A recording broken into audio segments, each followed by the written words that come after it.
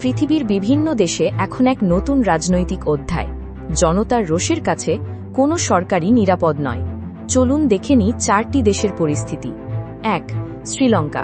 2022 সালে ভয়াবহ অর্থনৈতিক সংকটে প্রেসিডেন্ট রাজাপাকসে পদত্যাগ করেন। জনতার বিক্ষোভে সরকার পতিত হয়। 2. বাংলাদেশ।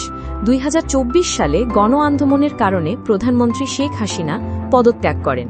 নেতৃত্ব নেন নোবেলজয়ী মোহাম্মদ ইউনূসের অস্থায়ী সরকার। 3. ইন্দোনেশিয়া। 2025 সালে দুর্নীতির প্রতিবাদে জনতা উত্তাল হয়। যদিও সরকার পুরোপুরি পতন করেনি, ক্যাবিনেটে বড় রদবদল হয় এবং অস্থিরতা বেড়ে যায়। 4. নেপাল।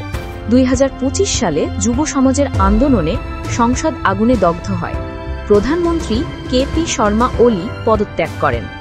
শ্রীলঙ্কা, বাংলাদেশ, ইন্দোনেশিয়া ও নেপালের ঘটনা দেখাচ্ছে জনতার চাপ এবং রাজনৈতিক অস্থিরতা দুইয়ের সমন্বয়ে সরকার স্থায়ী রাখতে সবচেয়ে বড় চ্যালেঞ্জ।